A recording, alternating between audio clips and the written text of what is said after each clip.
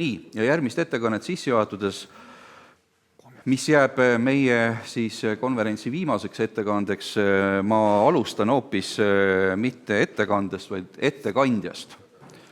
Ja täna on käinud nii mõnigi kord läbi, ka Priit alustas sellest, et kes millisel määral saab ennast pidada UNO õpilaseks, siis Madis on kindlasti see inimene, kellelt mina olen kuulnud, et tema peab ja loeb ennast UNO õpilaseks. Ja seepärast ongi eriti huvitav kuulda, et kui ma alustuseks viitasin siis sellisele UNO eluperioodile, kus võib öelda, et ta oli vabakutseline riigiõiguse uurija, et miks Madis just oma õpetaja siis rikkalikust riigiõiguse pärandist valis välja just nimelt põhiseaduse muutmise teema. Ja ka siis on meil loomulikult huvitav kuulda, et mida Madis siis peab oluliseks meile siis sellest teemast just nimelt täna ja tulevikku vaadates välja tuua. Madis on Tartu ringkonnakohtunik ja nüüdsest ka siis Tallinna Ülikooli avaliku õiguse ja õigusteooria professor, külalisprofessor ja ma vaatasin programmis, oli Madise puhul jäänud nimetamata, et Madis on ka riigiõiguse sihtkapitali nõukoja liige. Priit korrigeeris programmi ja tõi välja ka see, et kes on varem olnud nõukoja liige. Madis on veel jätkuvalt nõukoja liige. Ja Madis on arvukate riigiõiguslike uuringute autor ja Madis on ka inimene, kes viib edasi UNO tööd põhiseaduse uute kommentaaride peatoimetajana. Ole hea, Madis, pult on sinu päralt. Aitäh! Seda programmi vaadates ma vaikselt lootsin, et sellisel hilisel pealelõunal reedesel päeval on saal tühjavõitu.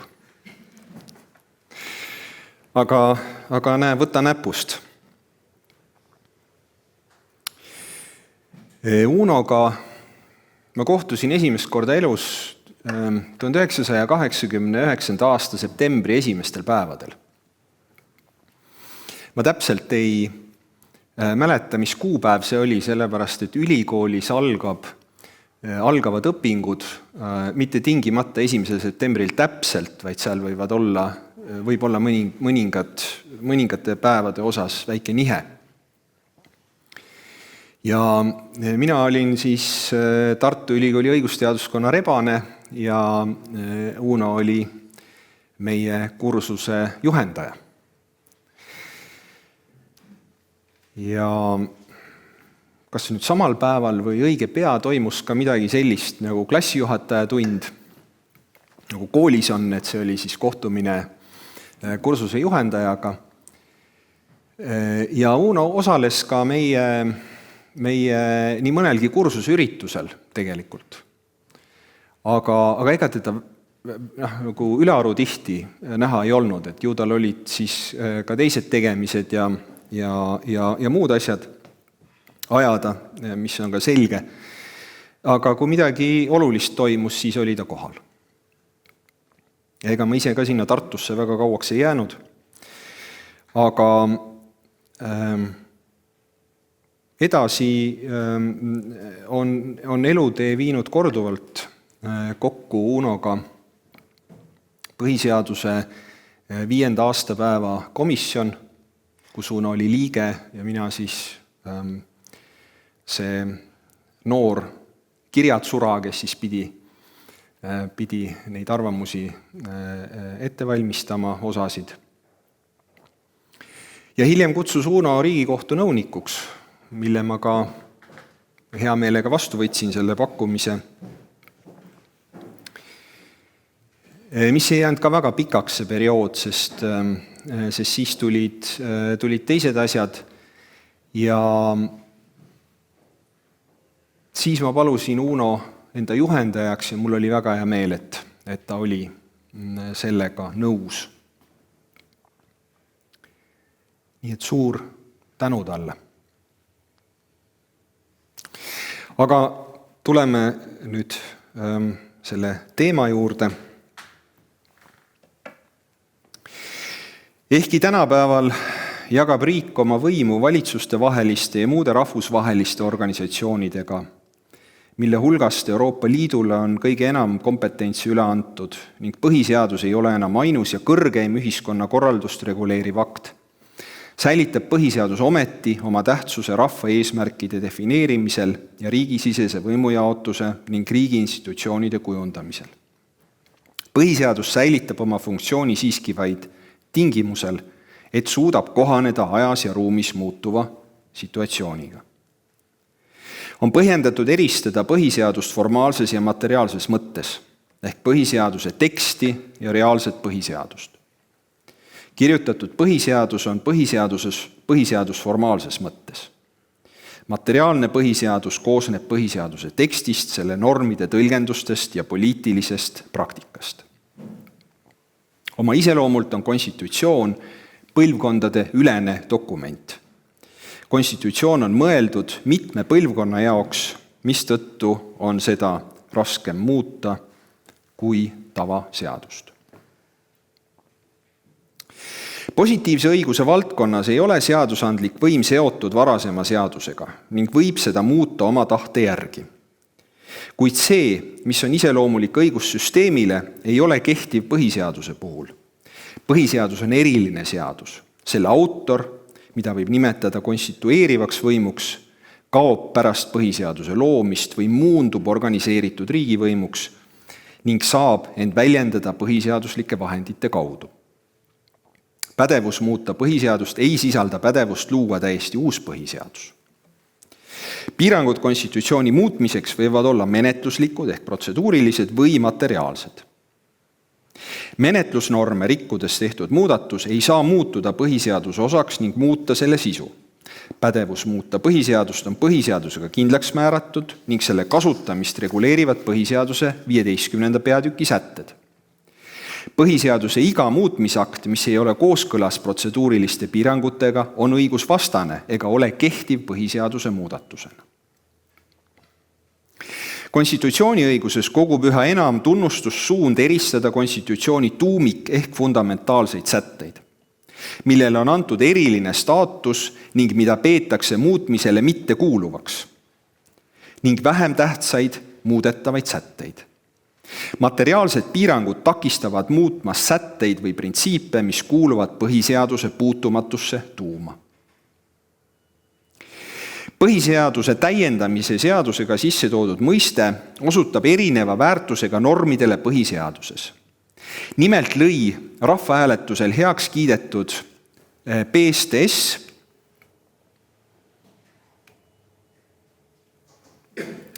põhiseaduse teksti uue mõiste, põhiseaduse aluspõhimõtted.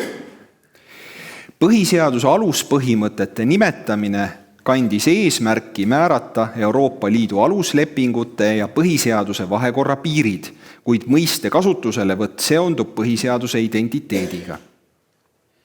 Aluspõhimõtete mõiste võtmisest põhiseaduses saab teha järelduse, et põhiseaduses sisaldub kahte liiki põhimõtteid, aluspõhimõtted ja põhimõtted. Juba põhiseaduse koostamise ajal ja ka hiljem ilmusid kõnepruuki sõnad põhiseaduse põhiprintsiibid. Põhiseaduse Assamblee 28. istungil 27. märtsil 1992 märkis redaktsioonitoimkonna esinaine Liia Hänni, et eksperdid on kinnitanud, et põhiseaduse preambulil on juriidiline kaal, sest see fikseerib põhiprintsiibid, millel rajaneb riigikorraldus. Terminit põhiseaduse põhiprintsiibid kasutas ka põhiseaduse juriidilise ekspertiisi komisjon oma 1. juunil 1998 esitatud tegevusaruandes. Põhiseaduse aluspõhimõtete mõistet oli varem maininud Rait Maruste, kes seostas neid Eesti riikluse aluspõhimõtete ja põhiseaduse printsiipidega. Maruste järgi on riikluse aluspõhimõtted pigem ideed ja püüdlused, kõlbelised alused ja eesmärgid kui juriidilised riigiõiguslikud kategooriad ning on kajastatud peamiselt põhiseaduse preambulis.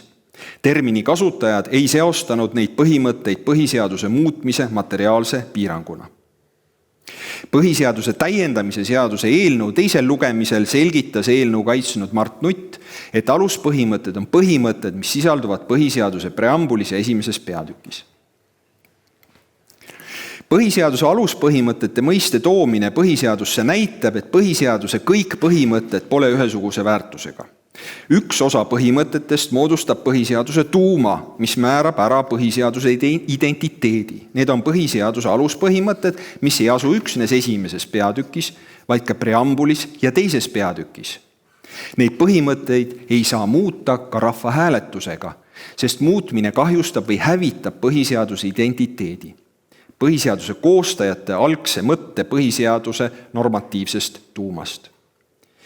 Selline lahterdus ei tulene pelgalt teoreetilisest arutlusest, vaid põhiseaduse täiendamise seaduse paragrahvist 1, milles nimetatakse neid põhiseaduse aluspõhimõtteid. Põhiseaduse muutmise materiaalsete piirangute õigustus tuleneb seega PSTS paragrahvist 1 ja doktriinist. Eelkõige on konstitutsiooni muutmise piirangute eesmärgiks kaitsta demokraatliku konstitutsiooni demokraatliku protseduuri abil autokraatiasse või türanniasse pöördumise eest. Kuid aluspõhimõtteid sisalduvaid norme muudetakse, isegi kui seda tehakse rahvahääletusel, siis ei säili põhiseaduse identiteet, selle koostajate algse mõtte normatiivne tuum.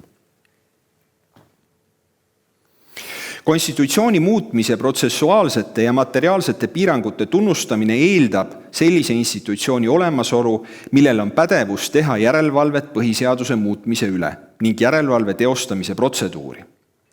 Põhiseadus sellele küsimusele selget vastust ei anna, kuid põhiseaduse süstemaatiline analüüs veenab, et valvuriteks saavad olla Riigikohus ning Vabariigi president. Riigikohtu pädevus tuleneb põhiseaduse paragrahvist 152. Vabariigi presidendi valvuri funktsioon põhiseaduse paragrahvist 167. Põhiseaduse paragrahv 152 lõikes 2 sätestatud pädevus annab Riigikohtule õiguse tunnistada kehtetuks mis tahes seadus, kui see on vastuolus põhiseaduse sätte ja mõttega.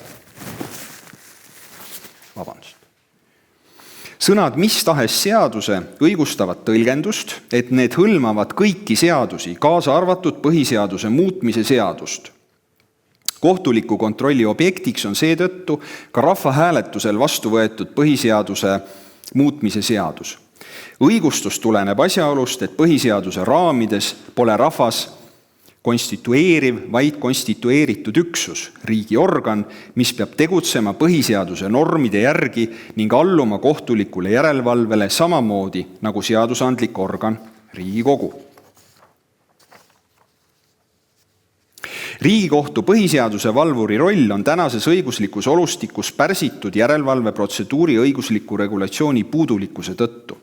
See kehtib nii põhiseaduse muutmise protseduuriliste kui ka materiaalsete piirangute kohta. Õiguskantsleri seaduse paragrahv 18 lõike 1 ja põhiseaduslikkuse järelevalve kohtumenetluse seaduse paragrahv 6 lõike 1 punkt 5 järgi võib õiguskantsler algatada põhiseaduslikkuse järelevalve menetluse, kui Riigikogu on rahvahääletuse korraldamise otsuse vastuvõtmisel oluliselt rikkunud kehtestatud menetluskorda. Seadus ei täpsusta, kas see säte käib üksnes rahvahääletuse kohta, mida korraldatakse põhiseaduse paragrahv 105 lõikes 1 nimetatud eesmärgil või ka põhiseaduse muutmiseks. Kohtupraktika puudumise tõttu on selgusetu, milline menetluskorra rikkumine on oluline. Kindlasti tuleks menetluskorra oluliseks rikkumiseks pidada põhiseaduses endas sisalduvate nõuete rikkumist. Õiguskantsleri seaduse 3. peatükil on raske anda tõlgendust, et õiguskantsler võiks menetlusreeglite rikkumisega vastu võetud põhiseaduse muutmise seaduse vaidlustada pärast selle vastuvõtmist.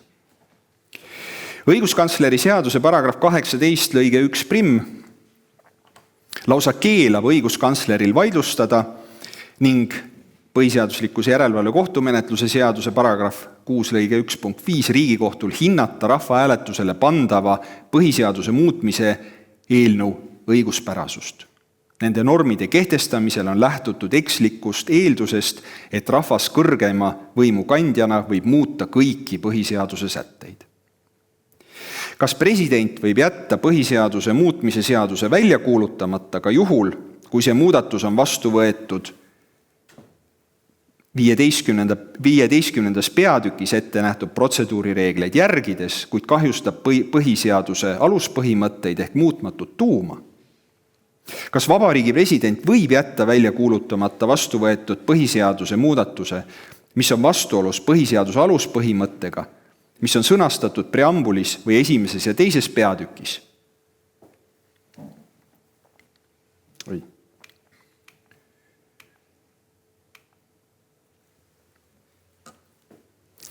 Kuna põhiseaduse järgi kuulutab põhiseaduse muutmise seaduse välja president,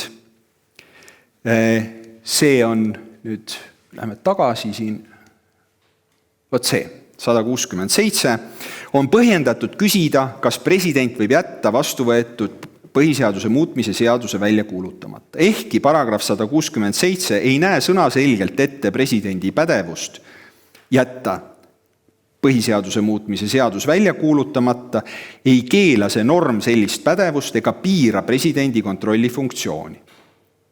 Vähetähtis pole ka asjaolu, et praeguses õiguslikus olukorras ei saa õiguskantsler algatada põhiseaduslikkuse järelevalve menetlust rahvahääletusele pandava põhiseaduse muutmise seaduse eelnõu kohta. Kui presidendil puuduks õigus jätta põhiseadusvastane põhiseaduse muutmise seadus välja kuulutamata, siis tekiks olukord, kus põhiseadusvastane põhiseaduse muudatus muutuks kehtivaks õiguseks. Põhiseaduse aluspõhimõtete kaitse jääks deklaratiivseks. Keeruliseks teeb järelevalve põhiseaduse materiaalsete piirangute üle asjaolu, et põhiseaduses puudub materiaalsete piirangute kataloog ehk igavikuklauslid, millele president saaks tugineda. Põhiseaduse muutmise seaduse välja kuulutamata jätmine materiaalsete piirangute rikkumise tõttu sarnaneb seetõttu poliitilise vetoõiguse kasutamisega. Ühelt poolt on Vabariigi presidendil avar otsustusulatus, kuid teiselt poolt võib see tekitada poliitilise konflikti presidendi ja Riigikogu või äärmisel juhul presidendi ja rahva vahel ning kaasa tuua põhiseadusliku kriisi. Ülesande täitmine nõuab enesepiirangut ning piirdumist vaid nende põhiseaduse aluspõhimõtetega, mida tunnustab sellisena Riigikohus. Riigikogus vastu võetud põhiseaduse muutmise seaduse välja kuulutamata jätmist on lihtsam õigustada, sest põhiseaduse paragrahv 107 lõige 2 järgi on presidendil vetoõigus Riigikogu poolt vastu võetud seaduse suhtes.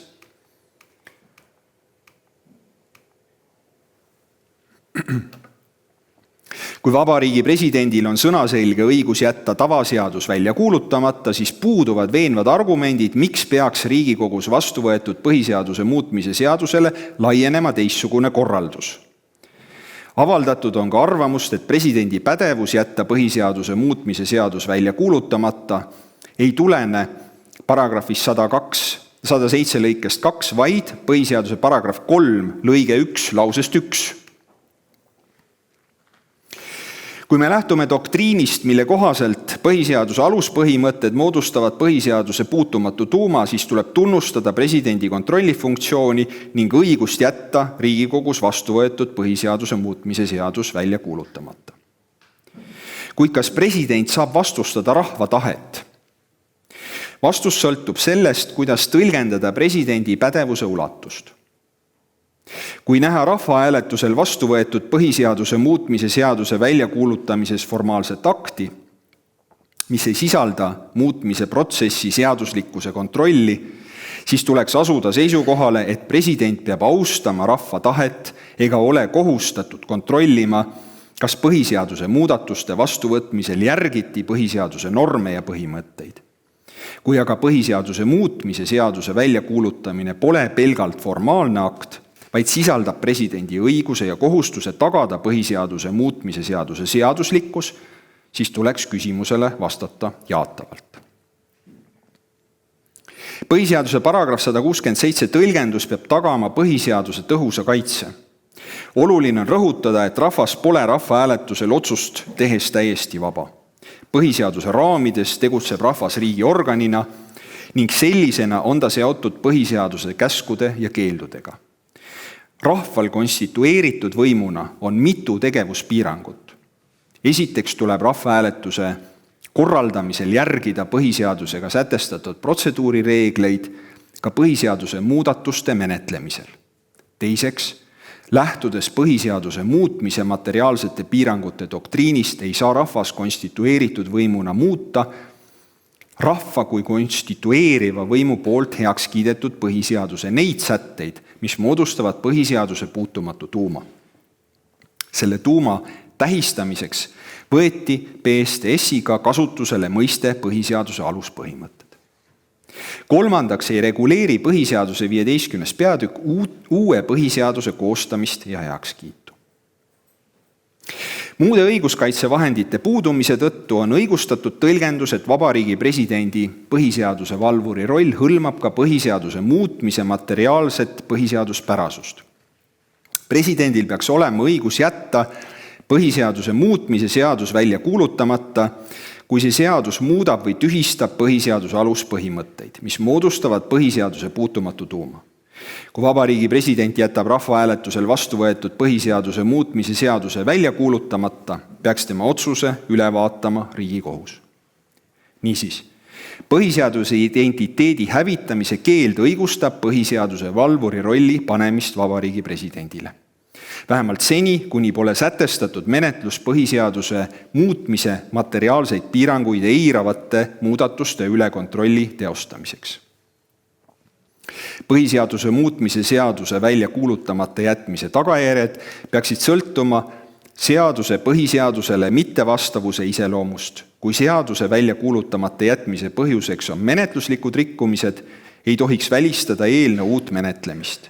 Kui aga põhiseaduse muutmise seaduse välja kuulutamata jätmise aluseks on seaduse vastuolu põhiseaduse tuumikelementide muutmise keeluga, siis ei tohiks saada sama eelnõu uuesti menetleda.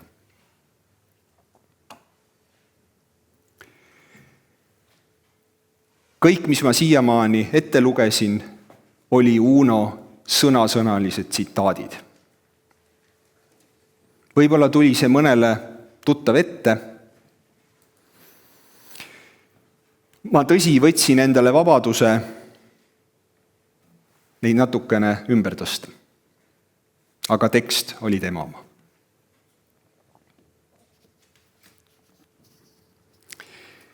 Minu siiras lugupidamine selle mõtte suurepärase väljatöötamise eest ja sellele väga tõsisele küsimusele tähelepanu juhtimise eest. Ma tahaksin siiski teha ühe väikese täienduse.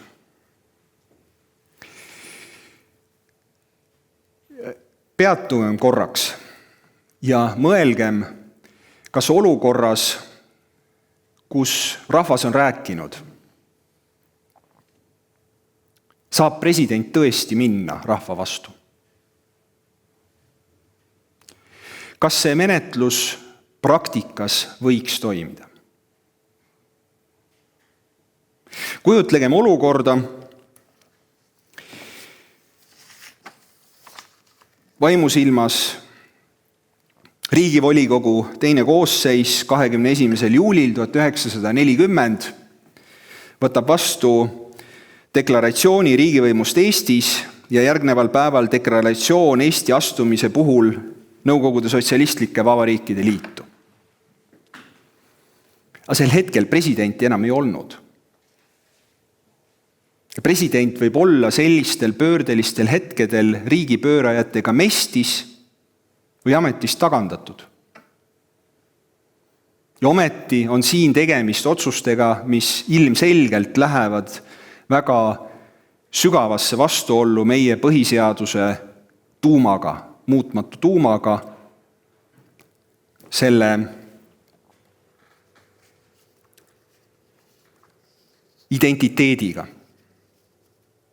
Või võib-olla, kui see näide tundub liiga sellise fantaasiarohkena ja liiga mustana. Võtame ühe teise näite, abielureferendum, kuhu pannakse lisaks veel küsimus homoseksuaalsuse kriminaalkuriteoks tunnistamisest, surmanuhtlus ja lisatakse ka institutsionaalne diskrimineerimine rassi alusel põhiseadusse. Rahvas kiidab selle heaks, see saab enamuse, Riigikogu on võtnud enamusega selle vastu, pannud rahva hääletusele ja nüüd peab president minema rahvaga vastuollu, tänavatel rahutused. Me kujutame ette seda olukorda.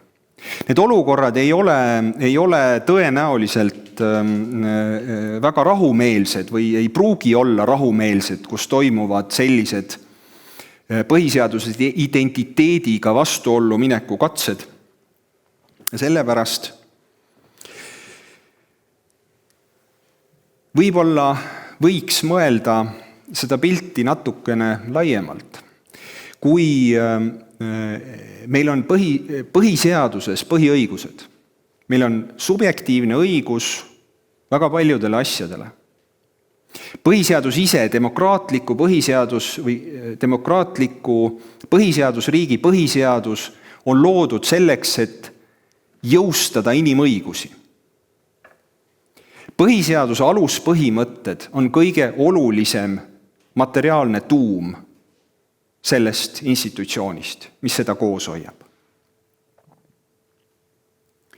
Miks me ei peaks jaatama sellisel juhul individuaalkaebust põhiseaduslikkuse järelevalve kohtusse? Igaühel meist peab olema see õigus ja südikamatel siis ka reaalne võimalus minna neid põhimõtteid kaitsma.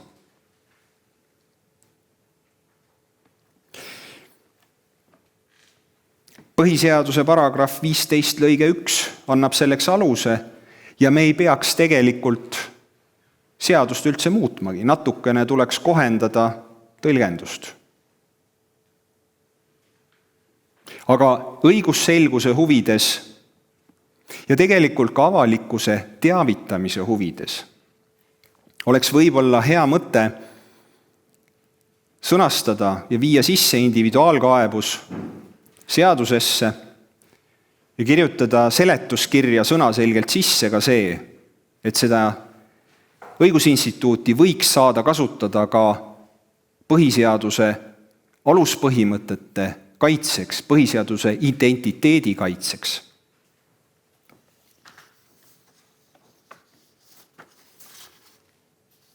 – 1940. aasta juulis-augustis oli Riigikohus veel olemas. Ta kaotati alles 1940. aasta detsembris.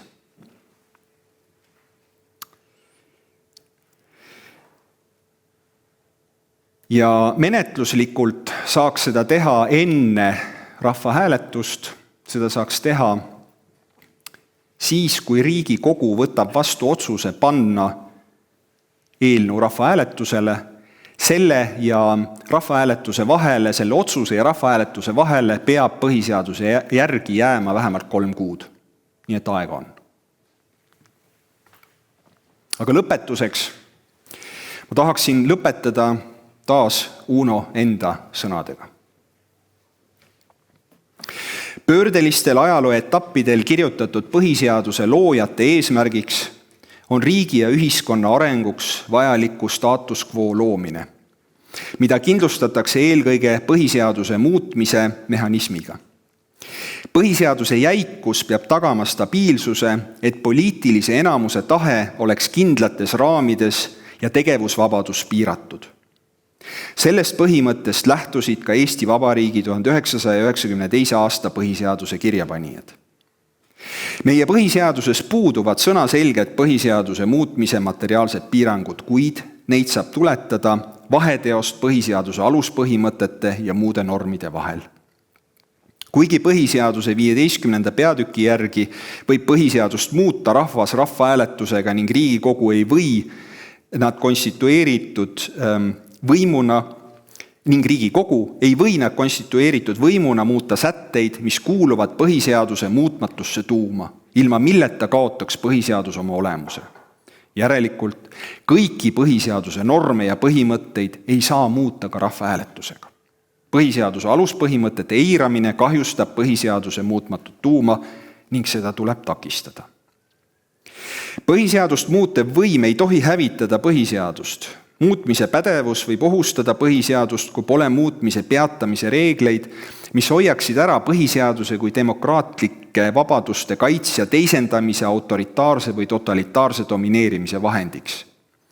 Vähe tulu oli sedastusest, et põhiseaduse tekstis peitub õigustus järelduseks muutmisele mittekuuluva põhiseaduse materiaalse tuuma olemasolu kohta, kui puuduvad õiguslikud vahendid selle tuuma kaitsmiseks. Õigusriigi põhimõttest tulenevalt peab vaidluse tekkimisel olema kohane foorum selle vaidluse lahendamiseks. Nii selgesõnalistest kui ka sõnaliselt väljendamata piirangutest kinnipidamise tagamiseks peab olema institutsioon, mis on sõltumatu konstitutsiooni muutmise pädevusega institutsioonidest. Üldjuhul on selleks konstitutsioonikohus. Õigusliku instrumendina tekib põhiseadus siis, kui luuakse põhiseaduslikkuse järelevalve. Nõustuda tuleb arvamusega, et kuna põhiseaduse muutmine on seotud mitmete põhiseaduses endas sätestatud protseduuri nõuetega, peab olema ka institutsioon, kellel on õigus nende nõuete rikkumise kohta muutmise seaduse põhiseaduspärasus kahtluse alla seada. Sellise institutsiooni vajadus on ka siis, kui muutmisakt eirab materiaalseid piiranguid. Iga muutmisakt sõltumata sellest, kas see on vastu võetud rahvahääletusel või Riigikogus, kuid mis ei vasta põhiseaduse 15. peatükis sätestatud nõuetele või rikub põhiseaduse puutumatut tuuma, on põhiseadusvastane ega saa muutuda põhiseaduse osaks. See läheb veel edasi, aga mu aeg sai just otsa. Ma tänan.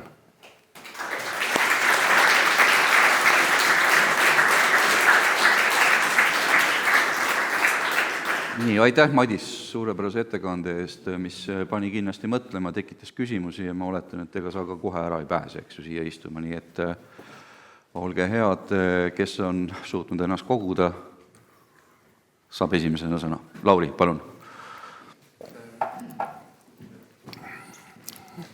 Aitäh.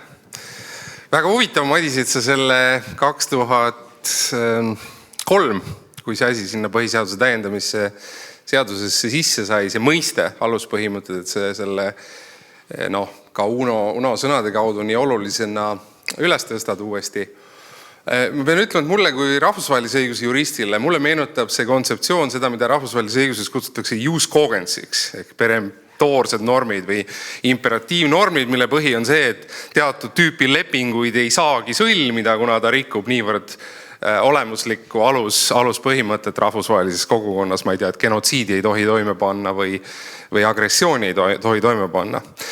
Paraku on vähemalt rahvusvahelises õiguses niimoodi, et need asjad muutuvad palju komplitseeritumaks tegelikus praktikas, kuna ütleme nii, kui ma sind kuulasin, siis sa rääkisid sellest nii veenvalt ja veendunult, et nagu me kõik teaksime, mis need aluspõhimõtted on. Ja minu küsimus sulle on see, et kas me tegelikult ka teame seda või on igal oma lemmik aluspõhimõtted, sest et vähemalt rahvusvahelise õiguse jus cogensi puhul on mõnikord nii, et näiteks mingitest rahvusvahelise õiguse komisjon tegeles sellega, üritas mingid aluspõhimõtted, jus cogens normid kirja panna ja isegi kui sellest suudetakse kokku lepita, siis ma väidan, et näiteks rahvaste enesemääramisõigust sellest võidakse väga erinevalt aru saada praktikas.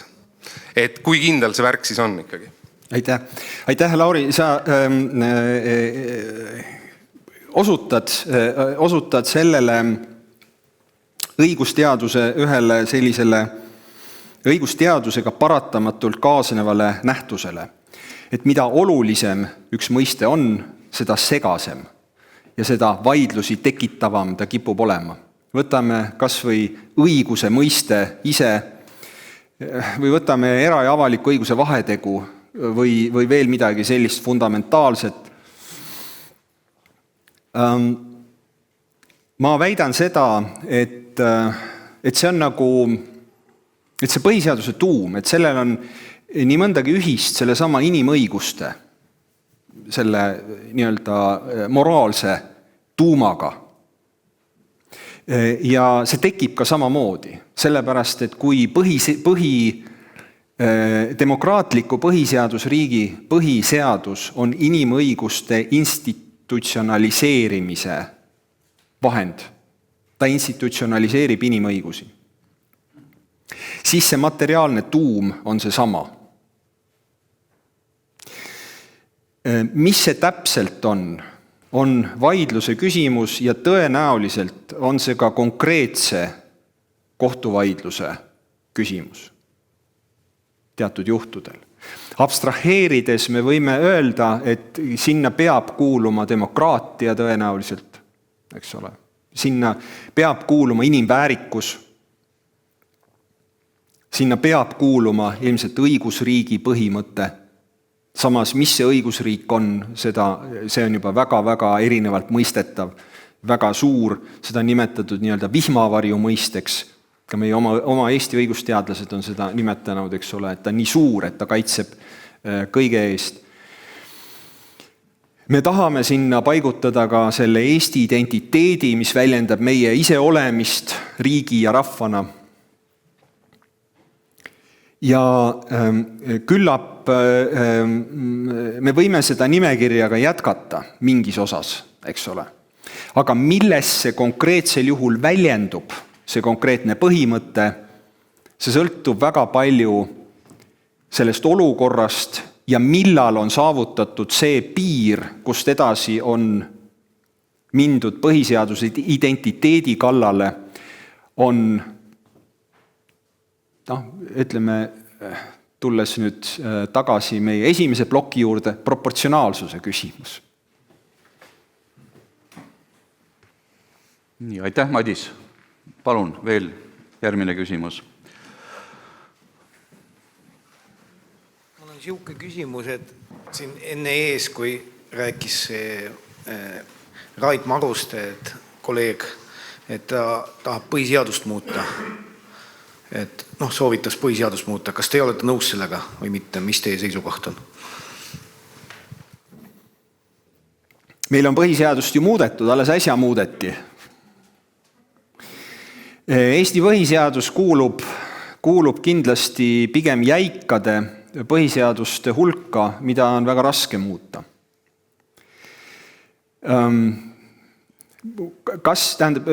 Põhiseaduste puhul on alati see, et põhiseadust, mida ei muudeta pikka aega, ta on nagu survepott. Ta kogub enda sisse surve ja ühel hetkel võib lennata gaas pealt ära. On samas põhiseadusi, mida väga tihti muudetakse. Ja see, üks sellistest muredest, mis sellise väga tiheda muutmisega kipub olema, on see, et stabiilsuse perioodil tehtud muudatused kipuvad olema detailsed, kompromissi, rohked ja paljusõnalised. Mis tähendab seda, et need muudatused, mis tihtipeale tehakse, on palju pikemad kui see algne abstraktne tekst, mis selles põhiseaduses võib-olla oli ja mis on ka meie põhiseaduse üks selliseid tugevusi, eks ole, et see tekst on suhteliselt lühike ja abstraktne paljuski, kuigi on ka väga konkreetseid ja detailseid kohti. Põhiseadust tuleb muuta siis, kui on enamus sellel muudatusel, demokraatlik enamus. See on demokraatia reegel. Ja põhiseaduse muudatust ei tohiks võib-olla ta ei tohiks muutuda selliseks ülemäära keeruliseks või ülemäära selliseks, et me tunneme hirmu selle ees. et ta kindlasti on teatud ajaperioodide tagant, see vajadus paratamatult tekib, elu läheb edasi, eks ole. Et kui nüüd küsida, et kas põhiseadust peaks muutma, siis mina küsiks, et aga mis osas? Et mida me muuta tahame? Et muuta muutmise pärast, et seda ma ei teeks. Nii, tundub, et ühe küsimuse saab veel esitada, aga ma enne seda kasutan nüüd enda selle modereerimise, juhatamise õigust, et 2 eelnevalt küsimust lausa sunnivad mind ka küsima siit edasi.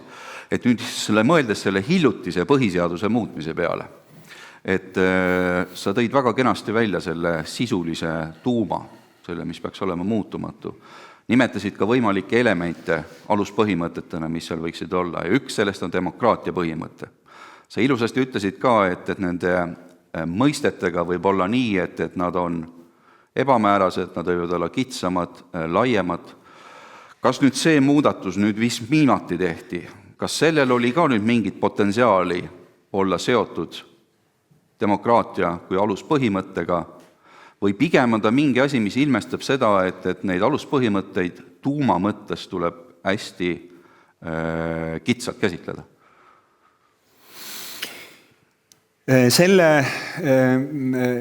Tuum on ikkagi see, et kui nüüd minnakse demokraatlikkuse kallale, et tuum on demokraatlikkus, et kas meil säilib valimiste vabadus, kas meil säilib valimiste salajasus, kas meil säilib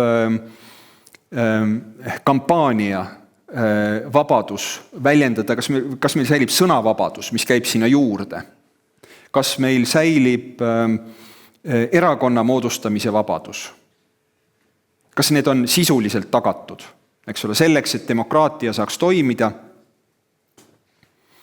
Kui muudetakse valijate ringi tegelikult ja selleks on olemas kaalukad põhjused, siis me võime öelda, kui ma ütlesin, et see on proportsionaalsuse küsimus, et jah, demokraatiat ta piirab, aga siin on kaalukas õigustus. Kaalukad põhjused, miks seda nii teha. Et ise küsimus on, aga see on peale kaklust rusikatega vehkimine, kas seda põhiseadust oli üldse vaja muuta. Seda oleks võinud ju ka seadusega teha. Aga oli palju arvamusi, kes leidsid, et ei või. Just, oleks lõpetanud, et oli ka sellised mõtted. Ja tundub, härra, teil on alati viimase küsimuse esitamise õigus. Olge hea, kasutage siis seda veel. Matemaatiline küsimus. USA põhiseadus on muudetud 27 korda, Eesti 6 korda. Kas meie Eesti number on suur või väike, teie arvates? Eesti põhiseadus on pigem jäik põhiseadus, kui me vaatame meie 15. peatükki ja seda 3 menetlust, mis seal on, kus juures, kui me vaatame, sealt võiks teha sellise astmelisuse, eks ole, et on reegelmuudatus, on kiireloomuline muudatus ja on rahvahääletusega muudatus. Ja see reegelmuudatus on 2 järjestikuse koosseisu poolt, eks ju, mis on keeruline, mis eeldab seda, et vahepeal on valimised. Ja see põhiseaduse muudatus võib olla selle valimiskampaania ese.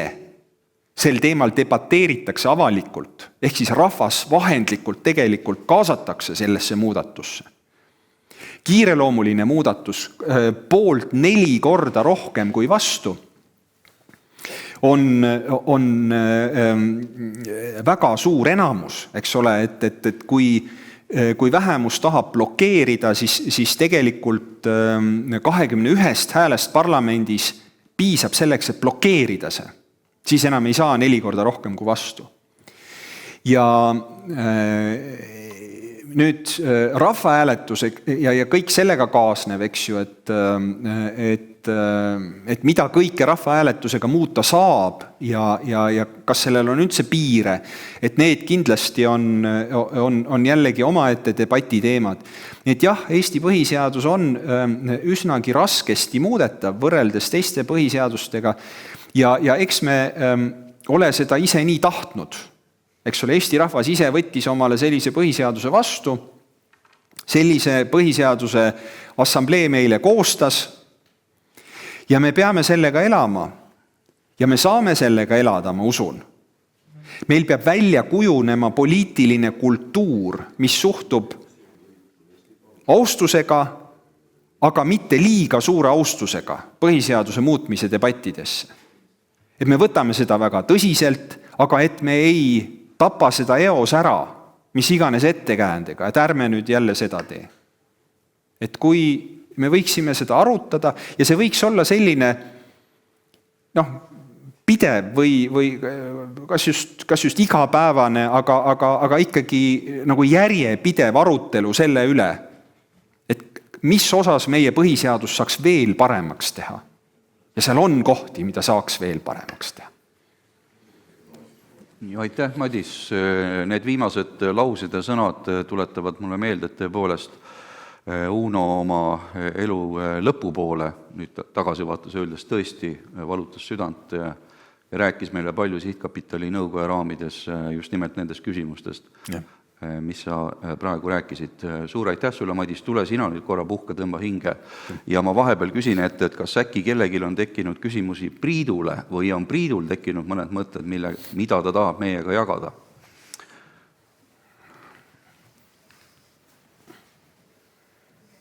Teemad käivad niimoodi ühest otsast teise.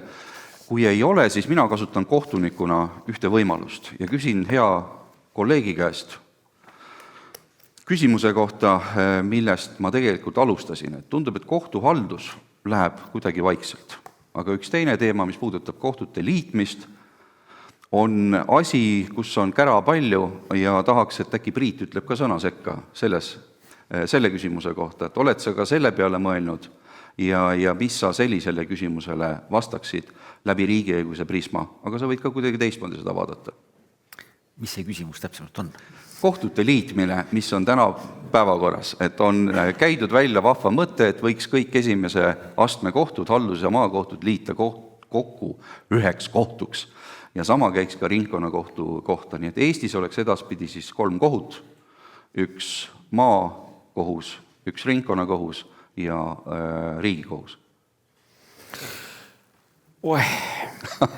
Ma kindlasti ei tahaks anda siin selles küsimuses mingit ammendavat vastust nüüd praegu ja kohe, sest ma ei ole seda teemat jõudnud eriti veel sisuliselt vaadata, aga mulle tundub, et see kõik lähtub sellisest Eestis üsna omaseks saanud arusaamast, et tingimata suur on parem kui väike ja igasugust asjade koomale tõmbamine annab kokkuhoidu. Mina selles ausalt öeldes väga kindel ei ole. See pole muidugi üldse õiguslik dimensioon. See on puhtalt selline otstarbekuse dimensioon. Mina selles väga kindel ei ole, sest et ma kujutan ette, et mida kaugemale inimesest seda õiguse mõistmist viia, seda enam kasvavad sellega kaasnevad mingisugused muud kulud, nagu näiteks siis riigil tekib kohustus kohtusse sõidukulusid hüvitada ja nii edasi. Ja need ei pruugi olla sugugi mitte väiksemad nendest kuludest, mida me praegu teeme näiteks kuskil väikeses kohas kohtumaja pidades, seda enam, et võib-olla seal need kohalikud rendihinnad on veel kordades soodsamad, kui võtta kuskil suuremas linnas kohtute kokkukolimisest rendipinda juurde. Ma ei ole väga kindel, kas see meil väga sügavalt juurdunud arusaam, et kui me paneme midagi kokku, siis me saavutame ressursi kokkuhoiu, kas see üldse tõele vastab. Ja mulle tundub, et see sama arusaam ju siin juhib meid suuresti ka sellest kohtute liitmise protsessis. Aga laiemalt ma olen üldiselt olnud kogu aeg seda meelt, et kui sa nüüd rääkisid põhiseaduse muutmisest, et siis võib-olla üks koht, kus põhiseaduse muutmist tasuks siiski kaaluda, on seesama kohtute peatükk.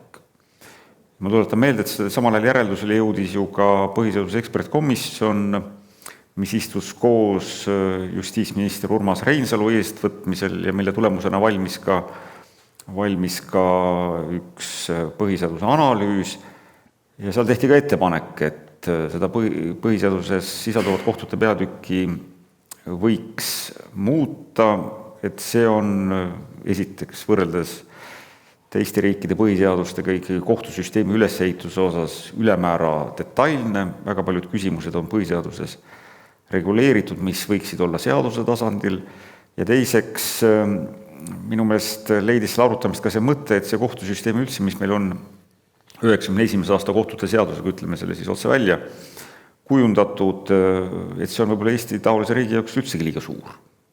See on ikkagi suuresti sellise suurriigi kohtusüsteem, 3 kohtuastet, kohturingkonnad ja kõik see võib-olla tõesti väikese riigi jaoks on liiga palju. Eriti kui me mõtleme veel selles vaates, et meie kohtusüsteemist 2/3 osa tegeleb kohtulahendite kontrolliga. Ehk kui me lähtume ikkagi sellest arusaamast, et kõik peab algama esimesest astmest ja ainult esimeses astmes saab sündida esimene sisuline lahend, siis 2/3 meil ju tegelevad selle esimese astme kohtulahendi kontrolliga. Kas see on üldse proportsionaalne selline ülesanne jaotus või mitte? Ehk ma arvan, et siin kohtusüsteemis olemuslikult on kindlasti mitmeid probleeme, mis on tõsised ja mis vajavad lahendamist ja me ju näeme ka laiemalt, et see kohtusüsteem meil praegu kipub olema kuskil kriisilähedases olukorras. Ma julgen seda ka välja öelda. Sest me ju näeme, et meie ikkagi nendes rahvusvahelistes edetablites ju järjest viimasel langeme, meie menetlusajad pikenevad, meie kohtunikkond on stressis, töökoormus on suur, meil on tekkinud kohtunikkonnas esimest korda kaadrivoolavus. Inimesed, kes on äsja kohtunikuks nimetatud, panevad varsti ametimaa, lähevad ära. Et need kõik ei ole iseenesest head märgid ja mulle tundub, et need tendentsid võivad veel süveneda, aga selleks, et neid sisulisi probleeme lahendada, mulle tundub, ei ole võimalik ikkagi minna teisiti, kui minna nende, ma ei taha seda nüüd väljendada, seda mõtet, see võib tuua ebameeldiv paralleelid juurpõhjuste juurde. Ehk tuleks välja selgitada kohtumenetluste seaduste tasandil ikkagi, milles need takistused seisnevad. Lihtsalt liitmine, ma kardan, ei pruugi siin anda seda vajalikku efekti. Aitäh, Priit! Ja nüüd aeg surub peale, mis tähendab seda, et aeg on läbi ja mul on ettepanek teha meie ettekandjatele suure aplausi, suur aitäh teile nii ettekannete kui ka vastamiste eest.